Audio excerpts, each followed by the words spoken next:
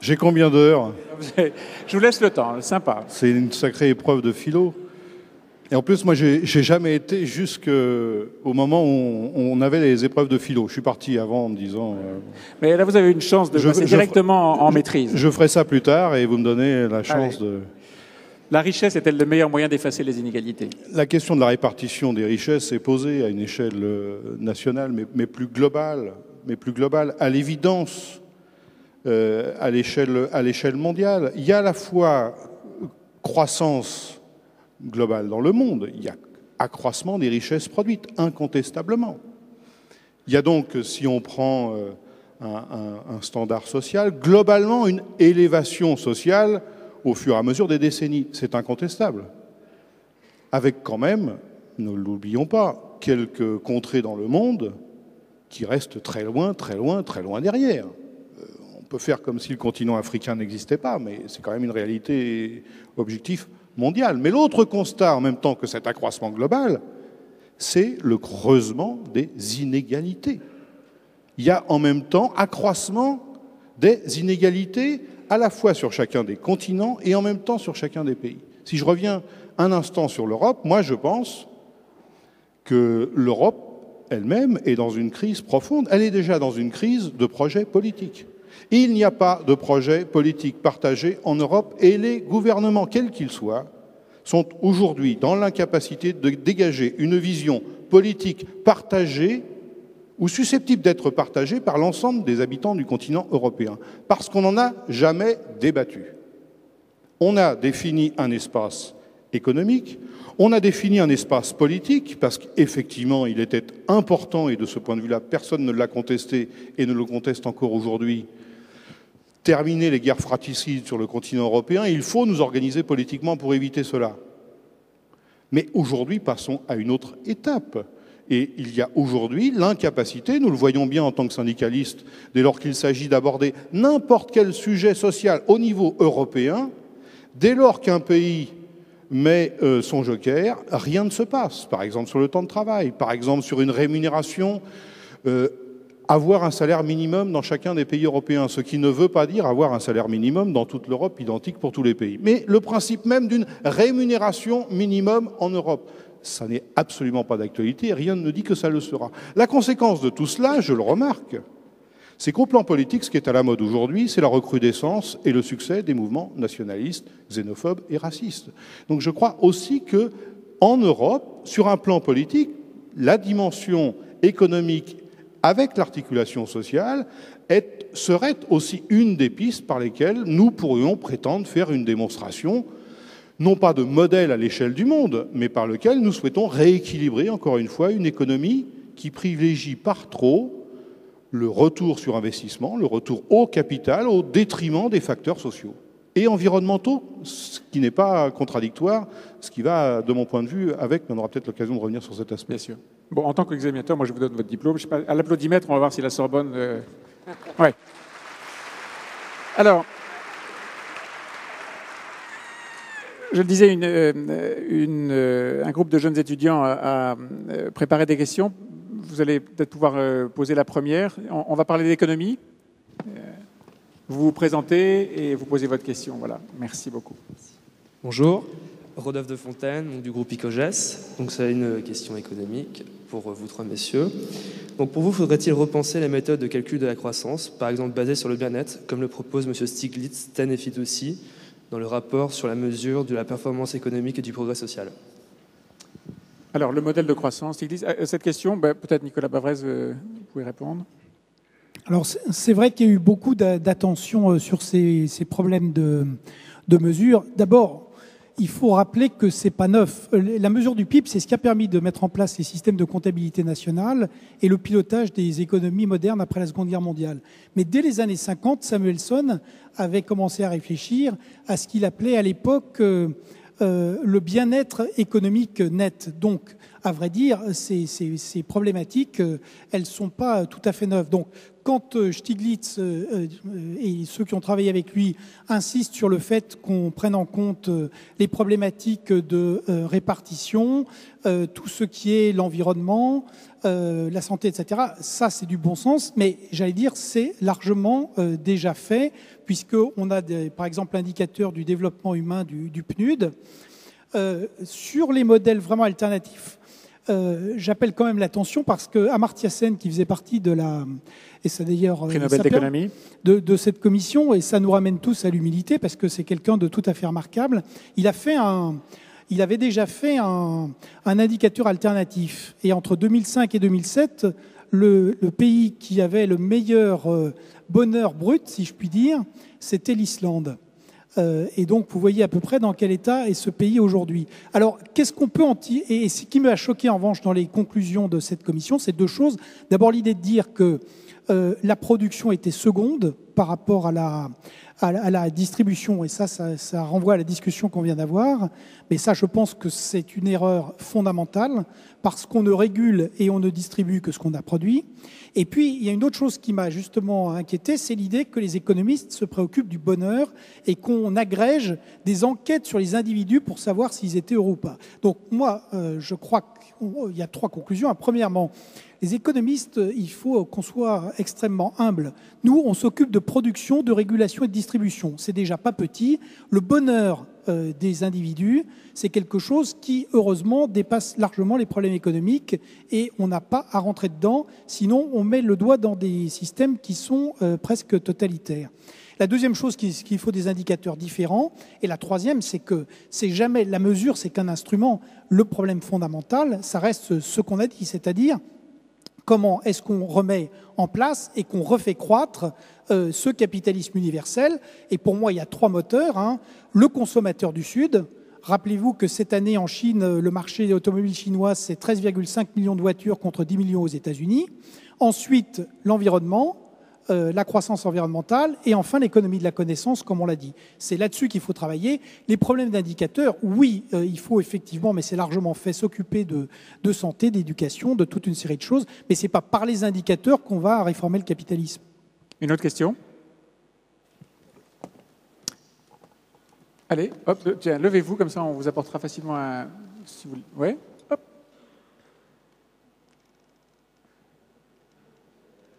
Voilà. Et alors, ce que je vous demande, c'est de parler bien fort parce que le micro projette vers l'extérieur et on a un petit peu de mal à entendre le détail de la question. D'accord. Donc, Tom Durand, HEC. Question, le progrès de nos sociétés s'accorderait-il avec la croissance zéro, voire même la décroissance? Alors ça, c'est une question verte, si j'ose dire. Bernard Thibault.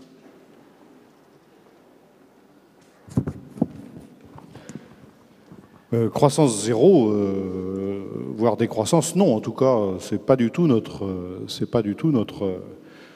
approche, notre conception. Moi, je suis assez favorable à l'approche qui consiste à imaginer, à réinventer d'autres indicateurs permettant d'apprécier les performances économiques. Alors, j'ai bien entendu que M. Bavrez ne voulait pas mélanger économie et bonheur. Je ne sais pas pourquoi d'ailleurs. Je ne sais pas pourquoi. Pourquoi et économie des gens, mais pourquoi économie et bonheur ce ne seraient pas des termes à essayer de rapprocher. Mais c'est pour laisser le bonheur au social. Ah sûr. Oui, non, mais... oui. C'est pas parce que l'économie serait trop accolée à malheur, non, c'est pas, ça n'a aucun rapport. Il faut qu'il réponde quand même. Il faut qu'il réponde. C'est parce que l'économie n'est qu'une partie de ce qui peut conduire au bonheur. Et qu'elle doit rester modeste. Mais c'est sans doute parce que l'économie est perçue, et à juste titre, comme s'exerçant, fonctionnant, avec des règles qui font totalement abstraction des individus, donc de leur état. Et c'est pour ça que moi, ça m'intéresserait, avec d'autres experts, de regarder s'il est possible, pourquoi pas, de conjuguer économie et bonheur. Enfin, voilà une piste dans la réinvention actuelle qui serait intéressante. Il y a des indices comme ça dont on nous rabâche les oreilles sans que personne ne sache exactement à quoi ils correspondent, mais on nous les dicte un peu comme la météo. Je pense au CAC 40. Il n'y a pas un Français qui ne sait pas le soir si le CAC 40 a monté ou a descendu. Sous-entendu, c'est l'indice de satisfaction de la population avec la météo qui nous est affichée tous les soirs. Ben non, c'est pas comme ça que ça fonctionne.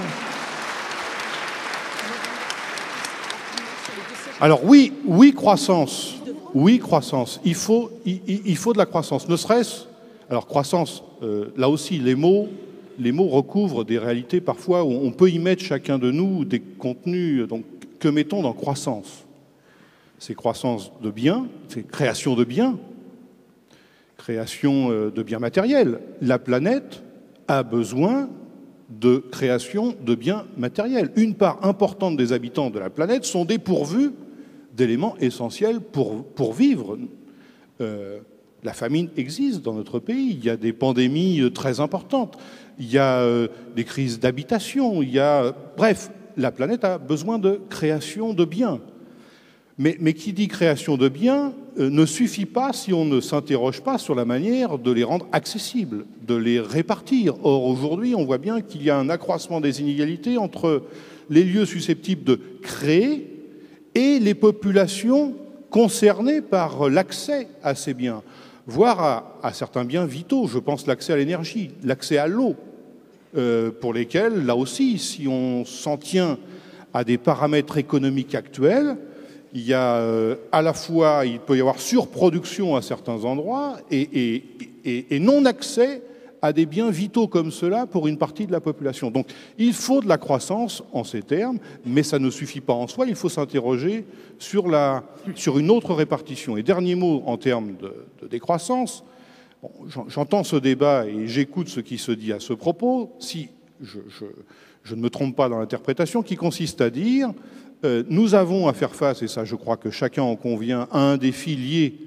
à l'avenir de la planète dans sa dimension environnementale, limite des ressources naturelles, mais aussi phénomène de pollution qui, en partie incontestable, est vrai, est en relation avec l'activité humaine. Pour s'en sortir, il faut donc diminuer l'activité humaine, diminuer l'activité productive.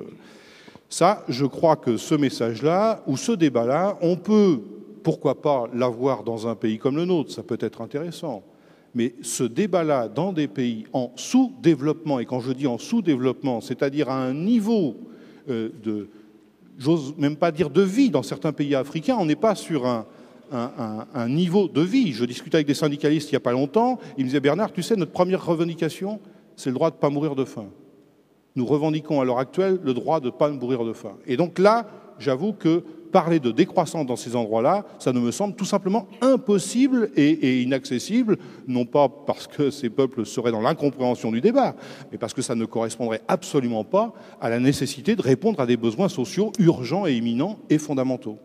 Manuel Valls, la question sur la décroissance ou la croissance zéro est une question à laquelle un candidat potentiel à l'élection présidentielle a sûrement réfléchi, dans la mesure où, on l'a vu lors des dernières élections régionales, le Parti socialiste est, dans beaucoup de régions, par exemple, associé aux Verts.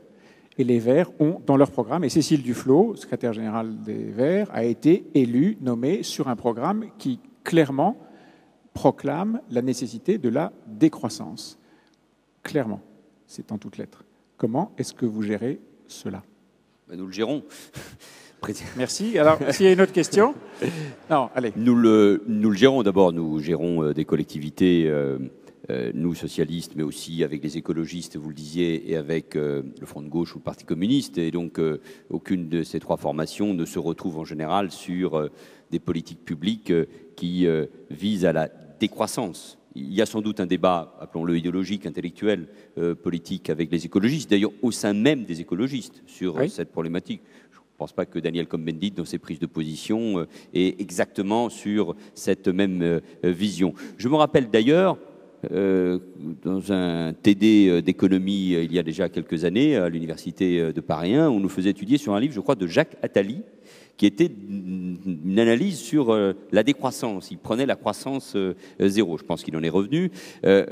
Nous aussi, et moi je partage l'idée qu'on ne peut pas envisager la société. Alors après, il y a les mots, les indicateurs, les moyens qu'on les met. Mais on ne peut pas envisager la société comme une stagnation et comme une régression, puisqu'y compris certains écologistes sont allés expliquer que ce mouvement de décroissance devait y compris amener à de la dénatalité. Yves Cochet a produit, je ne vais pas traduire et pervertir sa pensée, mais il en était pas loin. Donc non, je pense que nous avons besoin de croissance et de toute façon, faisons attention. Parce que Bernard Thibault a 1000 fois raison quand il dit le monde aujourd'hui produit des inégalités majeures, avec en plus des mouvements qui sont aux conséquences extrêmement lourdes. L'une des conséquences majeures, et notamment dans les pays du Sud, c'est la constitution de villes de plus en plus importantes au détriment des campagnes.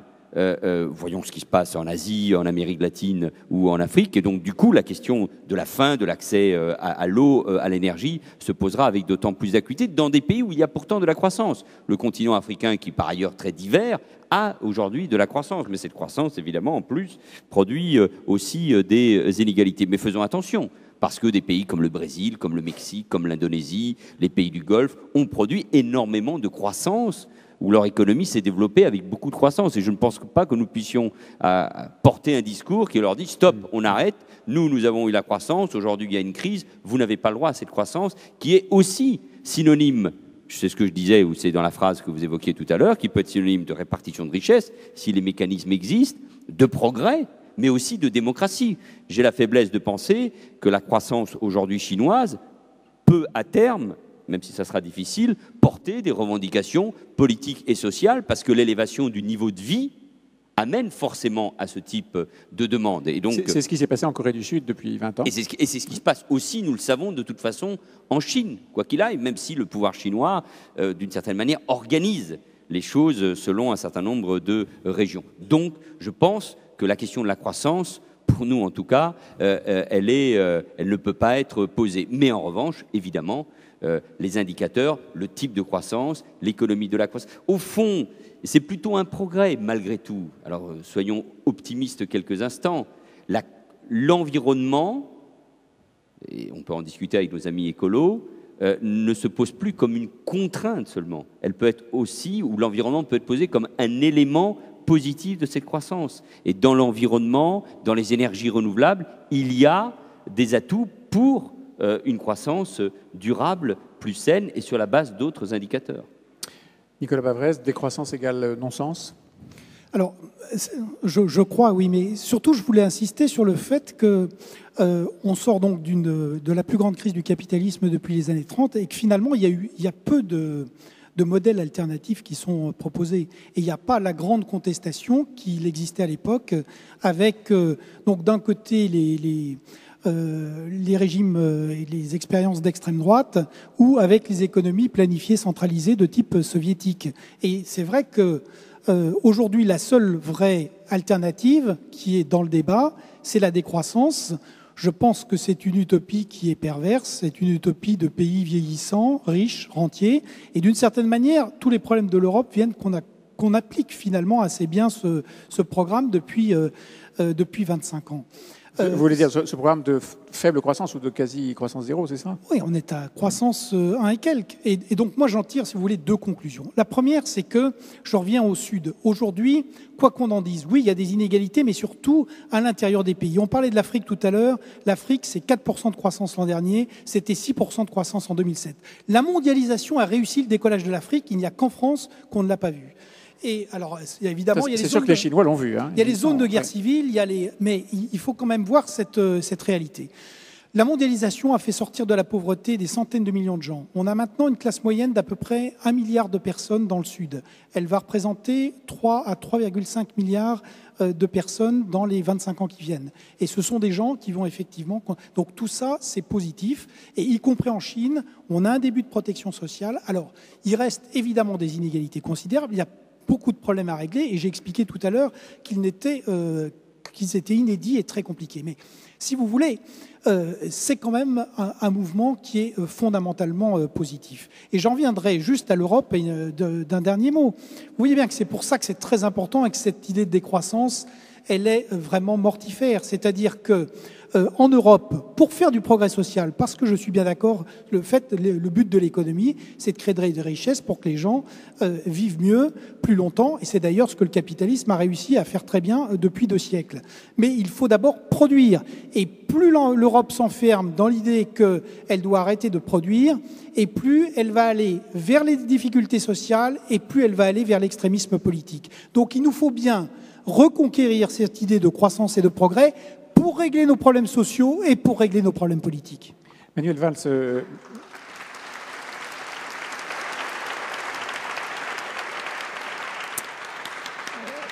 Bernard Thibault disait à juste titre que les inégalités s'accroissent dans le monde, et Nicolas Bavrez rappelait à l'instant que le nombre des pauvres, la pauvreté a reculé. Alors, effectivement, l'espace entre les plus pauvres et les plus riches s'accroît. Le nombre des pauvres est en train de reculer. Est-ce que ce n'est pas ça le plus important ? Peut-être le plus important, mais c'est une manière aussi de poursuivre le débat, c'est que, alors, je taille à la serpe pour provoquer la discussion et peut-être y compris faire réagir Bernard Thibault, c'est que, au moins sur le plan politique, je pense qu'il n'y a pas de modèle alternatif. C'est-à-dire qu'il n'y a pas de modèle alternatif au capitalisme, qu'il y ait dans le capitalisme, entre un capitalisme improductif, boursier, une finance volatile qui conduit au désastre financier qui a été évoqué, et un capitalisme, une économie de marché productive qui crée de la richesse, il est là le débat. Et c'est un vrai changement, parce qu'il faut quand même tirer les leçons de ce qui s'est passé depuis 30 ans. C'est-à-dire, la chute du mur de Berlin et d'un système qui ne marchait pas, ni sur le plan démocratique, ni sur le plan économique, ni sur le plan de l'écologie. La crise de l'État-providence avec la globalisation économique, et en même temps, ce que je dis aboutit à une forme de désespérance politique parfois, parce qu'au fond, on a le sentiment de subir. Donc, dans le cadre de cette économie de marché, avec des formes de capitalisme différentes, mais extrêmement prédateurs, il faut inventer un nouveau modèle politique économique. Mais c'est vrai qu'il faut se mettre d'accord, et c'est extrêmement difficile, sur l'état du monde. D'une certaine manière, je suis assez d'accord avec ce que dit Nicolas, mais ça ne suffit pas. Alors, Bavrez, Sarkozy... non, Bavrez.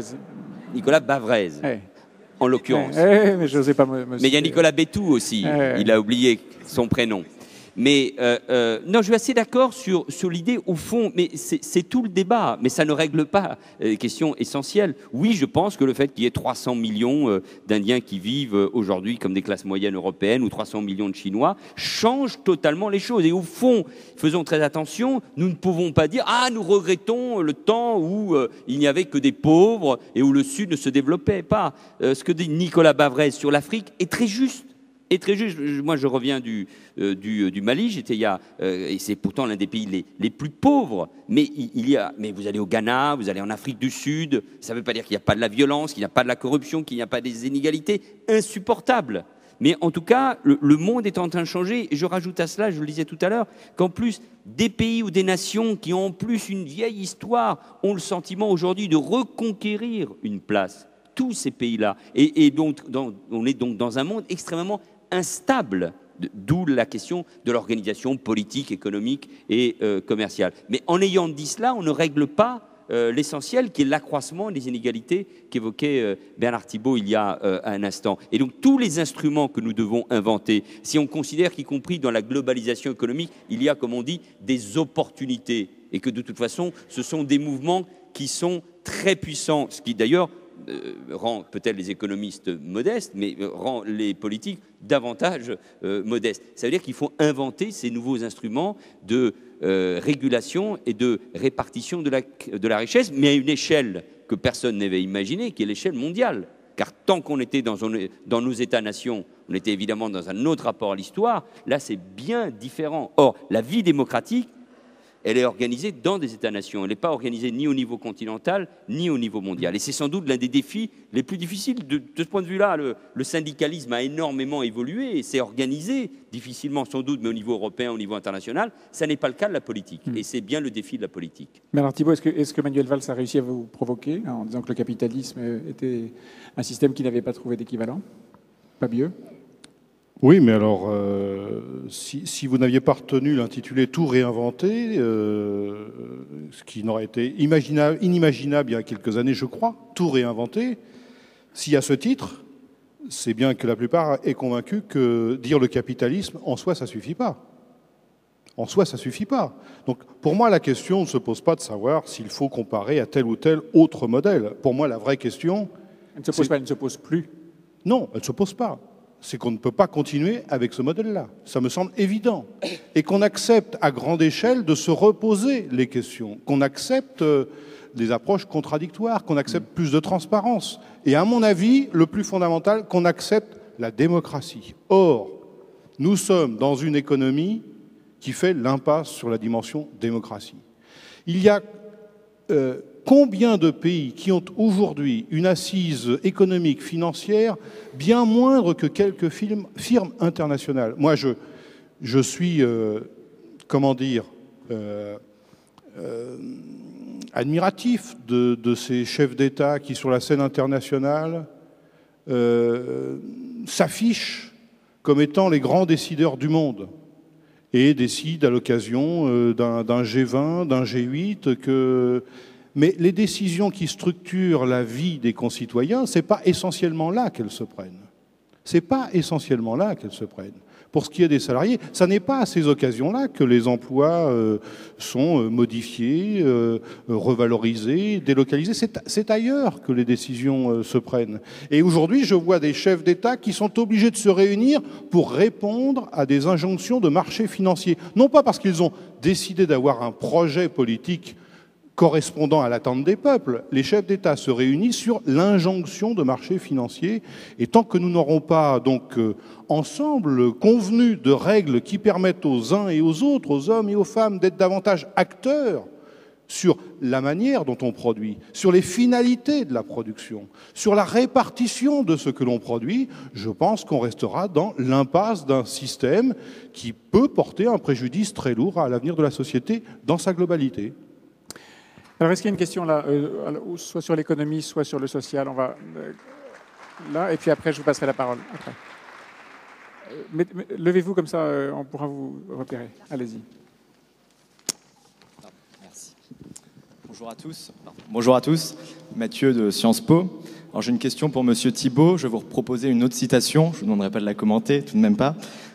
C'était une citation d'Édouard Herriot qui disait « La tradition, c'est le progrès dans le passé. Le progrès, dans l'avenir, ce sera la tradition. » Donc, que vous inspire cette citation?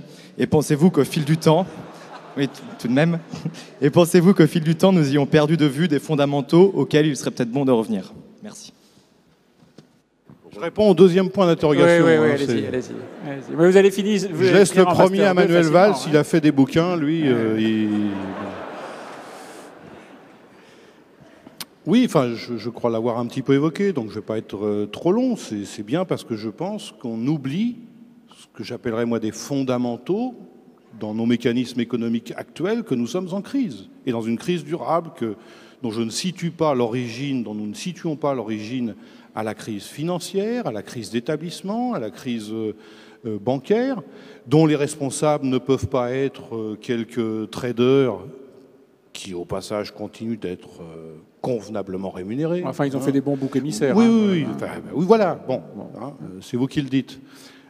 Donc, c'est justement parce que je pense que ce système capitaliste demeure en marge de fondamentaux dans ses paramètres, dans ses guides, dans ses indicateurs, que nous resterons dans une crise durable et que, même s'il y a une croissance qui, pour partie, peut être une croissance financière, vous avez remarqué qu'aujourd'hui, on nous explique, beaucoup nous expliquent, M. Bavrez le confirmait presque à l'introduction, on peut avoir une croissance économique avec création de chômage.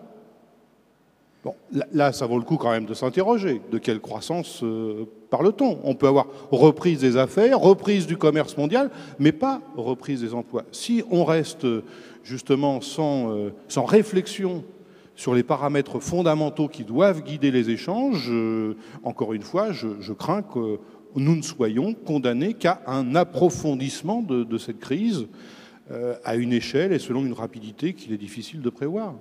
Merci. Alors, il y a une question là, madame. Oui. Est-ce que vous pouvez vous présenter? Il y aura une autre question ensuite, et puis peut-être les étudiants voudront aussi poser des questions. Je travaille un peu avec l'Afrique, et voilà, en communication. Simplement, déjà, je trouve tout réinventer, on pourrait déjà se baser sur les talents français. Parce que quand on a travaillé avec le monde entier, on s'aperçoit que l'Europe, c'est bien joli, mais par exemple, les Allemands sont toujours concurrents. Par exemple, en Chine, dans le domaine industriel, ils sont concurrents de la France tout le temps. Donc, il n'y a pas réellement d'association possible. Donc, bon, on peut rêver, bien sûr, mais je suis contente qu'on parle de l'Afrique, parce que moi, je travaille avec l'Afrique et je pense qu'il y a du potentiel. Et puis, plutôt qu'une croissance zéro, pourquoi est-ce qu'on ne parlerait pas, comme Jean-Baptiste de Foucault, d'une prospérité raisonnable? Et qui dit raisonnable dit justement se souvenir, par exemple, des pratiques ancestrales en Inde, en Afrique, au Brésil, parce que les sociétés agroalimentaires qui ont tellement créé de pauvreté et qui ont chassé finalement les paysans des terres pour les faire s'agglomérer dans les grandes villes et qui ont appauvri les sols, justement on revient maintenant, on se dit c'est plus possible qu'on distribue gratuitement des graines stériles à tous ces paysans qui vont grossir la pauvreté autour des villes. Pourquoi est-ce qu'on ne réinventerait pas quelque chose de plus raisonnable? Voilà, rationnel et raisonnable. Alors, la raison. Peut-être Nicolas Bavrez peut répondre à cette question. Est-ce que la prospérité raisonnée, ça existe? Il y a un débat là encore très ancien et qui est légitime sur intensité de la croissance et puis qualité de la croissance. Et depuis le 19e siècle, les économistes avaient inventé le terme d'externalité négative ou positive. Et donc les dommages ou les dégâts de la croissance, c'est quelque chose auquel on réfléchit effectivement depuis longtemps. Je vous donnerai un exemple pratique pour montrer qu'on peut faire du développement de qualité en partant d'un développement industriel très intensif, c'est l'exemple du Japon. Le Japon, dans les années 60, c'était pratiquement la Chine d'aujourd'hui, c'est-à-dire que c'était un archipel dévasté du point de vue de l'environnement, avec des dégâts considérables, et puis il y a eu un certain nombre de catastrophes sanitaires ou autres qui sont intervenues, des catastrophes industrielles, sanitaires qui étaient liées. Aujourd'hui, le Japon a évidemment des difficultés, mais quand vous visitez le Japon, d'un point de vue écologique, c'est quelque chose de tout à fait remarquable, y compris pour ces villes.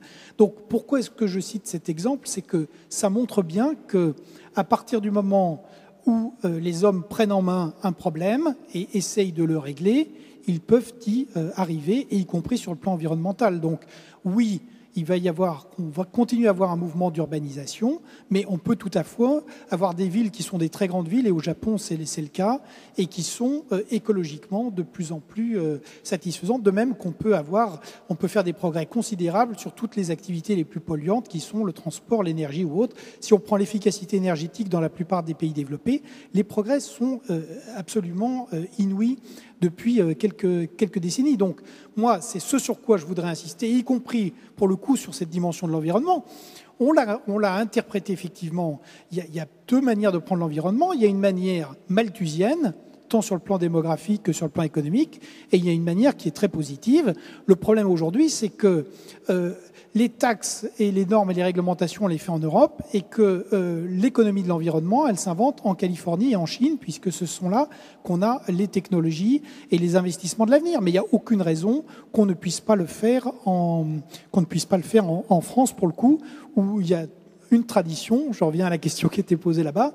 Oui, en matière de transport ou d'énergie, c'est vrai qu'il y a des frontières technologiques, mais il y a aussi des héritages qui viennent du passé, des pôles d'excellence. Et il se trouve que dans tous ces secteurs-là, il y a des vrais pôles d'excellence français, mais qu'on ne développe pas. Et l'autre exemple que je reprendrai ça ramène à la décroissance, c'est l'agriculture. L'an dernier, et c'est un scandale inouï, l'excédent agroalimentaire allemand a été supérieur à l'excédent agroalimentaire français. Pourquoi? Parce que ça fait 2 décennies qu'en France, la politique agricole est déclinée sous le signe du malthusianisme, et qu'on a décidé d'empêcher les gens de produire en expliquant que les agriculteurs devaient maintenant être des ouvriers du paysage. Eh bien, très bien, on fait du paysage, on fait plus de production, on a le résultat. Donc, je maintiens qu'on peut aujourd'hui, en matière agricole, l'extension, l'amélioration de la productivité est parfaitement compatible avec l'amélioration de la qualité écologique des exploitations. Et c'est ça qu'il faut essayer de faire. Une question préparée par